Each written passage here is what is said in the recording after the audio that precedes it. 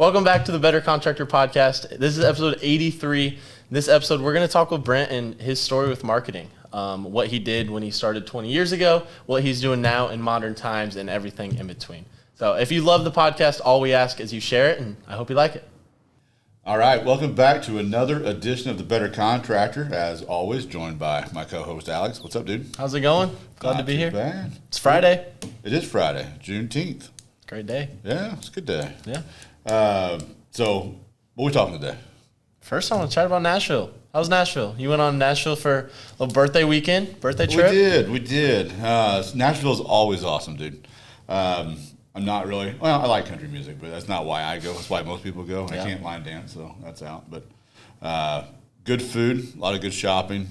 If you guys know me at all, you know I like some weird, like, dapper style clothing. You know, we had a barbershop for a while called Dapper Gents, and that's what we kind of did with it, was clothing that was not your norm. Yep. So I like that. Double RL is there, so give them a shout out. It's one of my favorite brands, as you know. This guy can't get over Double RL. If any of you have a connect with them, let us know. Dude, if you don't know the brand, stay away from it, because they do a lot of limited runs, and I don't need the competition, so I want to buy it when I want it. So Don't shout out. don't shout out. Forget that. Edit that out. But no, the food was great. Noah, what was the Italian place we went to, man? You remember the name of that? We will give them a shout out because it was good. So we had some awesome food at Yolan, I think is how you say it, Yolan. And then Jose Andres just opened 2 new restaurants in Nashville. So he's a celebrity chef of sorts, and we got to know his restaurants in Las Vegas and also in Chicago. He owns Bazaar, so like incredible steakhouse. Yeah. So anyway, but he just opened 2 new restaurants literally a month before I think we were in Nashville. So Bar Mar and Zaytinya. So his take on Spanish and his take on like Mediterranean type food. So that's awesome. Amazing. Yeah. So I'm a foodie. I like weird foods. So that was met. Yeah. So it's your favorite thing. Food and shopping, and this guy's set. Yeah. So anyway, great time, great city, good people. So Good birthday weekend. yeah, awesome, man. Well, let's move from food and shopping over into marketing. Yeah. So you have 8-figure company, you have other companies. Marketing is how you grew your company. What did that look like when you started? Like, obviously, like, you're old. This will date me by answering this. What was marketing like 17 years ago when you started your company? So social media, so if you're in your 20s listening to this podcast, you only think maybe social media is the only thing that ever existed for marketing, and that is not the case. So back then, the number one way for us, and every industry is different. Like if we were a local company, so we're national, but if we were local only, back then you probably would have done newspaper. For us, obviously in 2007, the internet was still very much a thing, but social media was not something you advertised on much. And a lot of people weren't really on it as far as businesses. But for us, SEO back then was huge. But probably for us, print was a big deal. So a lot of our clients are in like an HQ building somewhere. So we would create the coolest brochure we could create. I mean, we would literally try to send it out to like these nicer printers. And it wasn't as popular back then to do this, but we would do like the higher end, thicker, cardstock. We would do like a matte finish with a texture. The letters would pop up off the page a little bit. So we tried to wow them with that. So when they got it, it stood out, especially from other companies that were like us. So we put a lot of our money behind that. And then we had a really good marketing team back then, agency out of St. Louis. And we basically went through and just told them, because we were brand new. Like we were back then, I think 5 or 6 employees and probably 1 million in business, 1.5, 2, somewhere in there in this time frame. And we basically told them we need to look bigger than we are because we're dealing with enormous, clientele, that have huge corporations that spend $1 million in a couple hours. Yeah. So not that they won't do business with us, but we need to make sure they feel comfortable with it. Mm-hmm. And so we spent a lot of our marketing on that. We knew it mattered. And overall, we saw a need in the industry that a lot of our competition was not doing that. So a lot of them didn't even have a website. So it was a way for us to differentiate right off the bat. Yeah. So we put a lot behind it. But again, to answer your question, a lot of it was print. Yeah. So I feel like blue collar industries are usually pretty slow to pick up on the trends. Were you guys the opposite? Were you pretty quick to pick up on those marketing trends as they were evolving? I think so, and I think that's what helped us a lot in the beginning. We grew by 100% for several years in a row in the beginning. which will create some issues as well. You know, so we had some cash flow and just training and personnel issues in the beginning because you're just so rapidly growing that any income you produce, you put right back into the company. And then it's just, be honest, it's hard to train that fast. And you're brand new at the time, so you don't have a ton of culture yet because you've been in business for a year. Yeah. So there's a lot of that stuff we had to work through. But definitely we were ahead of the curve in that business. And honestly, even like we had a barbershop, even it was way ahead of the curve. And a lot of them followed that suit afterwards. Yeah. So how long did it take you to start hiring out your marketing? Like when you first start a company, you want all your expenses to be as little as possible. So like in my company, I want to do all my marketing. I didn't want to pay for anyone to do it because one, I thought I was the best at it, but two, I wanted to save as much money as possible. Yeah. So how did you know when you were like, all right, it's time to either hire and bring this in-house or find a marketing agency to help out with this? So for me in the beginning, we always I've always had it in my head that you look at what you're good at and what you're not good at. My wife and I are both good at marketing, I think, overall, for not having any training and not working in it. We understand the big picture of it. When it comes down to the details, that's where we're not. That's not what we do. So for us, we did the same thing with accounting. I hated accounting in school. I do not enjoy doing it. It is not my cup of tea. So that was two of the things that we immediately kind of hired out. So we actually hired out to an agency, I believe, at the end of year one. So wow, really quick for us. So we opened in 2007. 2007 for Lander Corp, and it wasn't called Lander Corp back then. But 2007 was really just me by myself and just trying to secure some clients and stuff. So all of that year was just us. We added another employee the next year, and then by the end of that second year is when we started doing this kind of stuff. Okay. So, yeah. Fast forward a bunch of years to now, current.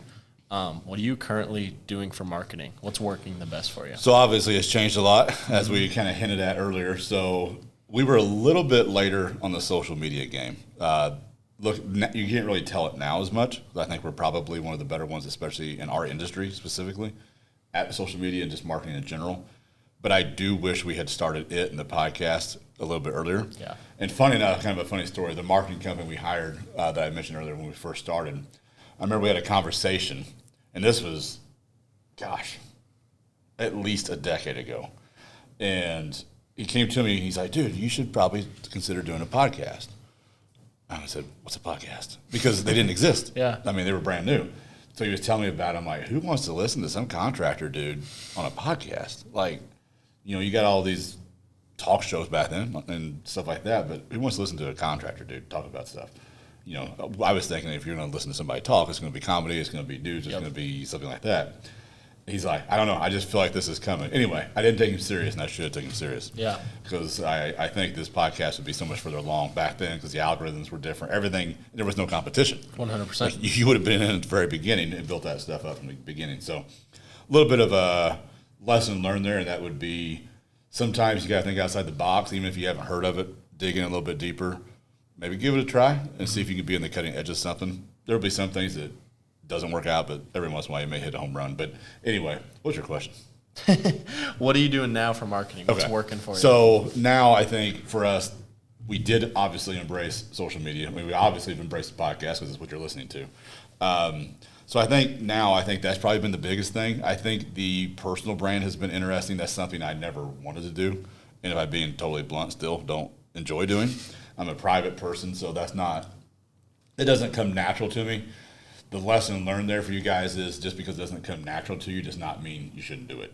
Sometimes you got to do the uncomfortable. So for me, 100%. I just decided to do it, and thankfully I have an awesome team that makes me come up here and do it once in a while when I don't want to. So, but that's kind of what we're doing now, and I think this, again, especially in our industry, I think we are leading that. It's got a long way to go. I want it to be a lot more than what it is, but I don't know of any competition that's doing things similar. So, yeah. Can you imagine if you started the podcast? I know, that's what I'm saying. We just have 15,000 subscribers on YouTube, which is awesome. We love every single one of you. But imagine if we were 10 years and we'd be on like episode 500 right now. Yeah, where would we be? Yeah, I know. No, I hear you. Be the Joe Rogan of the blue collar industry. So a lot of social media, a lot of personal brand, just kind of getting yourself out there as much as possible. Obviously, social media is booming, and it has been the past few years. So that's what's working. Keep doing it. Yeah. But in our industry, and I feel like the blue collar industry in general, when you go from marketing and you get into sales, it's hard to track that sale. It's very hard because you got to go bid the project. They think about it. They get other bids. Like in our industry, it can take up to a year, 2, 3 years. Oh, yeah. So how do you track that? How do you know, hey, I got this sale? How do you know, is there a way to know where that sale came from? And how do you know if what you put into that marketing, whether it's a mailer, email send out, whatever, how do you know some of that's effective? rougher. Yeah, some of that's rougher than others. And I can tell a story of when we asked at the very beginning of the podcast, you asked what we did a lot, and we did a lot of print. So this is a good example of, we had a brochure, and it was one of the ones we went all out on. And the printer had like a minimum quantity. I'm like, shoot, that's a bunch. And obviously it made the bill very high. And I wasn't going to do it. And I remember my marketing friend at the time was like, dude, how many sales does that take? I'm like, 1? He's like, then do it. Surely we can land 1. Yeah. So anyway, so we sent this thing out to a bunch of different places. And there was one specific client that I had, and again, we work in oil and gas, which means sometimes they're on like a procurement or RFP cycle of a year. So if they had bid it out in May and you hit them up in June, that means you're waiting until next May for the next bid opportunity, probably. Yeah. So I've always been aware of that, and it's a very slow cycle. Anyway, we sent this out. I emailed this company, called, I've texted, no response for about 3 years. We send this thing out about year 2 of those 3.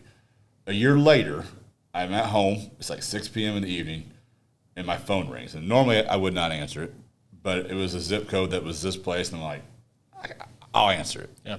I answered it, and it was them saying, hey, sorry, we've never replied to your text, phone calls, or emails. You sent a brochure about a year ago, and that brochure was so high quality, I felt I could not throw it away. So I have a space in my desk for contractors and stuff that stood out, and if I ever need them, I look there for them and see if they've ever sent me anything. So he said, I have had some issues with my current contractor. We've been using them for years. I want to try something new. And I remembered your brochure. So I pulled it out. Your phone number is there. I called you. So all of a sudden, that brochure, 1 year later, and it had made other sales prior to that, but that was the one that resonated and just said, okay. And he specifically said, that's why I called you. Yep. So I think it's stuff like that. You never really know on some things unless you specifically ask, especially with print or like billboards, some of the older school marketing methods. It is hard to know for sure that is specifically why that they reached out to you, unless you say, how did you find out about us? Which you can do, and a lot of places do that. I have trouble remembering to ask that sometimes. I'm just glad you reached out, so I'm going to make you try to do a sale and help you as much as I can.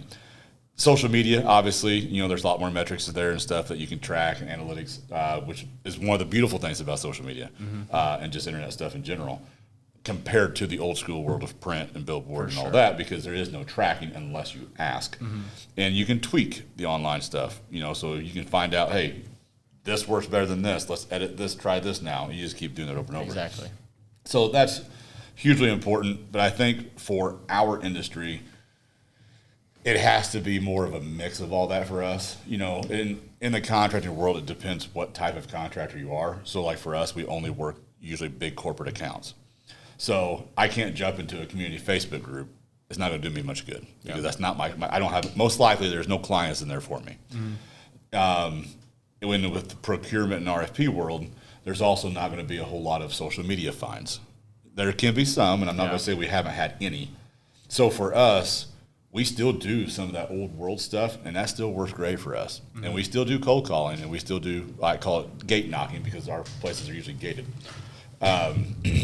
And that is still highly effective, though, for us. And it's because I think you have that in-person interaction. You're able to sell that product, that service. But that doesn't mean the other is not important. I think what the other is important for us, again, knowing your industry, is more for hiring and culture. Because that's who is on social media for us, is the employees or potential employees.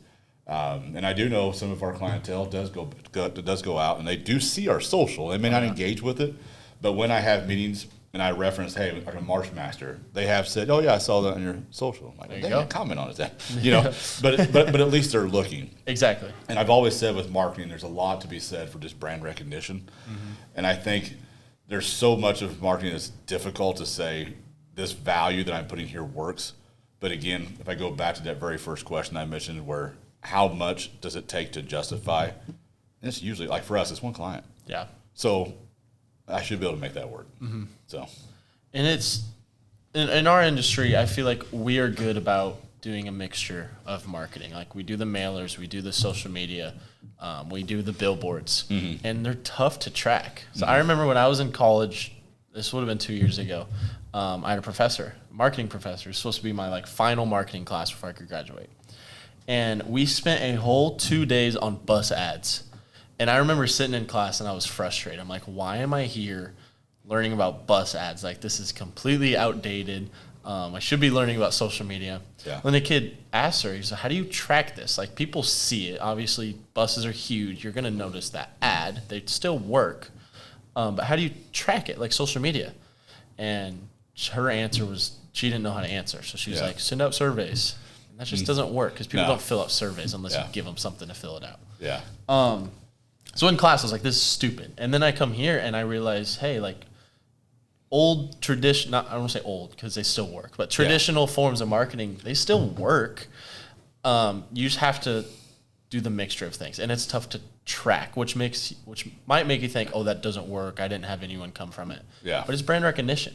It is. And I don't think people fully appreciate that value. And like you said, it's hard to track. But at the end of the day, no matter what you're selling, if your branding works, meaning that it's simple, you have your logo, you have your brand, and you have some sort of description of what you do, someone someday is going to need that. And if your brand recognition is strong enough and good enough, they're going to remember, hey, yeah, I need this done. And that was a company. I need to give them a shot at it. Number two, I think you and Noah and I were talking about this the other day. You may see a slight shift. So even just 5 years ago, I don't think social media and stuff was quite as saturated as now. No. That's a very, just like with competition in business, it's extremely saturated now. That doesn't mean that there's not maybe an opportunity for a little bit of the old school way because people moved away from that. Yep. So like, I know for me personally, I don't get the pop-in door knocks anymore. I mean, I'm not at the office in person that much, but when I'm there, there's not nearly as frequent as they used to be. Like that used to be a daily, sometimes multiple times a day. Really? We turned it down because I don't like talking to people. But but that was prevalent. I would get stuff in the mail. I would get just like a free goodie of some kind in the mail and then a phone call the next day. You know, like, hey, my package was delivered, you know, that type of thing. Because then they kind of guilt you into like, she sent me this. I need to answer it now. Exactly. I can't be that guy. Yep. So you have a lot of that out there too. But I do think there's becoming more room for that because there's less competition there and more on the other side. But either way, I think the more avenues that you can hit someone with, the better. So we touched on brand recognition, and I think what goes along with that is your personal brand. I know when I'm buying a product or hiring somebody or wanting to do business with somebody, I want them to be a good person. I want to like the person I'm doing business with. And I think that's what's so big about a personal brand is they can go look at Lander Corp's Instagram. They'll be like, oh, that's cool. A bunch of machines, cool right-of-ways, sick. And then they see you and what you're about, faith, family, fitness, everything. And most people will appreciate that. So I think that's awesome. But is that like when you started your personal brand, was that what you looked for when you were starting it? Or were there other reasons you were like, I want to get big on my personal brand? And for me, it was realizing that from a hiring perspective with potential employees. So again, our company is more of a national, so we hire also across multiple states. So do I go into my office ever and see 40 or 50 employees that I can just immediately interact with? The answer is no, I can't. So originally it kind of started out as more, and our customers are spread out. And a lot of them don't necessarily want to meet you more than once a year. So then it becomes, well, how do people ever get to know you? You know, well, it's going to be this way now, especially with the younger generation. So that's kind of the why originally. Over time, I think it's evolved a little bit. And for me, it's become one of those things that it's the easiest and simplest way to kind of let people know who you are. And I am like you. I want to know a little bit about the company I buy from. You know, I'm a little bit of a brand guy. So I at least need to know who you're laughing Big for. brand I'm a guy. big brand guy. So, but what matters to me there is usually a few things, but what does the brand stand for? Yep. So some brands I buy from them because of what they stand for. Other brands, it's because, and I love like quality stuff. Mm-hmm. So it may be that they still make stuff in America or, you know, or the country like Japan that really values like the craft of things. So there's that whole element too. And I will buy from them because they still value craft. Yep. So in a service like this, in the contracting world, how do you do that? Yeah. So it's still going to be quality for us. Mm-hmm. For us, it's going to be safety. But you still want to know, who is this dude or gal that runs this thing? Yep. Are they a good human? Do I hate what they stand for? Do I love what they stand for? So that is something, too, we decided to go out there and do. And then the other aspect of it is, you know, we've been involved with the CEO program. My wife and I both love to just help other entrepreneurs. Yep. So the other aspect of that, and that's why you see podcasts like this, does this directly benefit my main business? No, not really. Does it put us out there? It does. But at the end of the day, what someone had told me, because I was second guessing like doing this podcast and like who wants to listen to, because some may look at me and view it as successful. I don't necessarily view it that way. Yeah. I still view me as very much a peon dude. But if you look at just statistics, there's a very small percentage of businesses that have made it to the year that we're at, number one, or to the dollar amount that we're at, number two. And when you look at it that way, that means statistically speaking, there's a ton of people out there that are striving to get to this level. I may be striving to get to a different level, and I may think this is nothing anymore. But there's a ton of people, myself included, when I was 23 years old, 24 years old starting this, that would have loved to have spoken to someone like myself and listened to them, because that's the next step. Now, I'm hoping, you know, the people listening make it to where I'm at, and this helps me, or I help you do it quicker than what I'm 44. If I can give you some tips and some advice that helps you do it by 35, and then maybe you outgrow me and you find someone else at that point to go listen to, that would be awesome for the country, for the future, for all that kind of stuff. So a lot of it then became just, so anyway, so this person told me, do you have things that you can teach all these people who have not achieved where you've achieved yet? I'm like, probably. He's like, dude, you have plenty to tell people. You don't have to be a billionaire to teach the mass amount of people. Yeah. You just need to be someone that's doing something so they haven't walked in your shoes yet. You're helping them get through that area. So that's a whole ton of people. So that has been a big part of it too, is realizing that, okay, and that's where I think earlier I mentioned like podcasts and stuff like that, and a lot of people thinking, I don't really have anything to say. You probably do. You know, whether it's business or it's something that you've went through in life, if you think about it statistically, there's probably a ton of people out there that are struggling with something you struggled with. Yeah. And if you've walked through it and made it through it, and now you can help them, then help them. Mm-hmm. So that's the beauty, I think. A lot of people kind of hate on all the social media and all these people out there that pretend to be gurus. I think if your heart's pure and your mind and you're actually wanting to help and you're not just doing this for clickbait junk, I think that's what people will want. And I think that's where it's going to go eventually. I know myself, if I feel it's clickbait now, I don't follow anymore. I've actually unfollowed a lot of people because I feel like that's all it's about now. I don't feel like it's actually about helping people and stuff like that. Yep. So for me, and I think you'll see a trend away from that. I think it's already begun. Mm-hmm. So I think there's a lot of room for authentic people online right now. So even though it's crowded and a little bit crazy, I think everyone desires that more authenticity. And I think that's what's going to shine the next few years. That's the tough part about social media, though. Like, I can start a social media account and I can portray myself however I want to portray myself. I can use AI, edit myself, make myself look like this or that. So anyone can make themselves look like... You do have the 8-pack, right? Yeah, of course. Anyone can make themselves look like something, like that guru they want to look like, and then you meet them in person and they're a completely different person. But that's not the personal brand that we are talking about. Like, we're not trying to do the personal brand where you post in front of a Lambo and sell a course. That's not what we mean. That's not what we mean when we talk about personal brand. With the personal brand, like, Brent is authentic to himself when you're posting, which is what I love about it. Because faith, family, fitness, if you go through your social media, like, that's pretty much all it is. And then you in a hard hat here and there. But then whenever you meet you in person, you're like, this is true. Like, this lines up. And I think that's when the personal brand gets more effective. Because you see it online and then you meet them, you're like, okay, I know a little bit about this guy from his personal brand. He's the same way in person. I want to do business with him. And I think that's the meaningful part about a personal brand that people don't really understand. Yeah, and I think the more you can find other like people like that online, I think the better. Because those are the people I think that have the true content that are willing to help you. If you look at like a lot of the ones you mentioned, most of their content is just motivational. Motivation only gets you so far without the tools to actually go through and actually implement all that stuff. So a lot of the ones I follow now, I've kind of gotten away from because, to be honest, motivation is great. I'm intrinsically motivated to an extent. I just need the tools. Like, I want to go do it.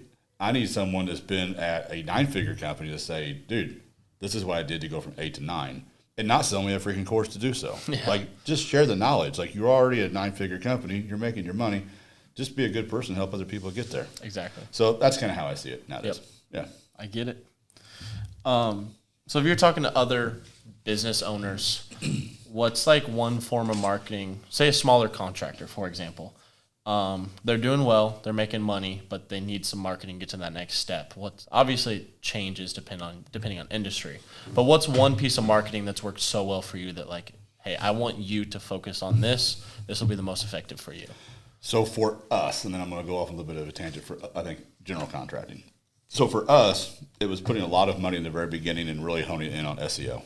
Because for the most part, our clientele is just going to be sitting in an HQ somewhere. Hopefully they've gotten some of our marketing materials, and they're going to type in because some dude sent them, hey, I need this service done in the next 6 months. Please put it out for bid.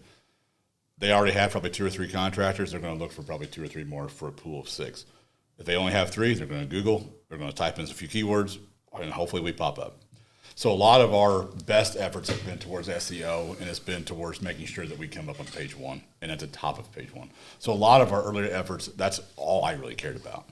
I would go through once every couple of weeks to just type in every different keyword type I could and make sure we popped up on page 1. And then if it wasn't, we did what we need to do to get there.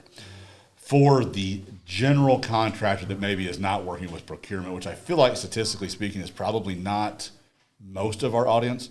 I feel like a lot of contractors are working with homeowners or individuals or smaller businesses who are not going through procurement and RFPs. For them, I can't, like, from just a cheap standpoint, like most towns have these private Facebook groups. There's been a lot of things I've used locally or heard about locally and have a favorable opinion of because of the amount of favorable stuff I see in these Facebook groups and shares and stuff like that. I think people don't realize how important that is, especially in a town of a medium and smaller size. And that's free. For the most part, you can get in there and post, depending on what the rules are in the Facebook group. You can usually post at least once in a while. And if people like you and you've done well, then you're going to get all these shares and comments, and all of a sudden, people are what? They're familiar. They're comfortable because they've seen 30 posts now that you put in a really good pool, and they seem to love you. So I think that's huge. I think in smaller world like that too, where you're in a community, I think having a good personal page and some branding on your vehicles, but a good personal brand as well, so they get to know you and they see you out in public once in a while, and you present yourself in the same manner. But I think one of the best things you can do from a personal brand, especially in that area, is I think be the expert and educate. So if, for example, I'm going to do like a staired retaining wall system down my backyard, which our backyard has because it's in a hill, I want to know you know what you're doing because I know it's complex. Because like when we bought our house, we had to redo some of it because they didn't do tie-ins, so it started to move. So what do I want to know? I want to know you know what you're doing. So if I see all this stuff in this Facebook group, I'm like, okay, it's clear that this place knows how to do this. That comfort factor is now completely, I'm okay with it. I'm good with it. Let's give this guy a try. So I think that's probably one of the easiest ways to do it. But again, it goes back to what we talked about earlier, is brand recognition. You got to get it out there, multiple different formats, unless you're only dealing with, like, I view Facebook as kind of like an older crowd thing now. So, but if that's all you're doing, you're mainly probably going to see that age group seeing your ad. Exactly. So the reason I think it needs to be broad, unless you're specifically selling something that age group only is going to want, I think it has to be broad. So you're hitting the 20-year-old, you're hitting the 40-year-old, you're hitting the 60-year-old, you're even hitting the 80-year-old maybe. Yeah. So I think that's key, and I think a lot of people, because social media is so easy and is sometimes free, I think they think, hey, I can do this and it's going to work. Yep. It is still pay to play. And I think a lot of people don't realize that enough. That Yep. it's not free unless you're that good and you're creating viral content. You really can't do a whole lot with the free stuff. Yep. You got to pay to play. So I think that's something people need to realize as well. And it's tough to create viral content while also maintaining a good look on your company. Yeah. I feel like a lot of the trends, broke my pen. I feel like a lot of the trends are like, they just give a bad look to the company. It's like, I don't know if we want to do that look, but I want the views. So It's tough. It's tough. Yeah. So contractors, like it's your one thing. If you're wanting to get into marketing, there's Brent's one thing for you is brand awareness. Get on social media. Don't hate on it as much because it really is a good thing if you do it right. Yeah. Just start posting. Just do it. That's what when I was struggling 5 years ago-ish to think about doing personal brand, there was an influencer that I followed, and his personal brand was very good. That's how he built his business.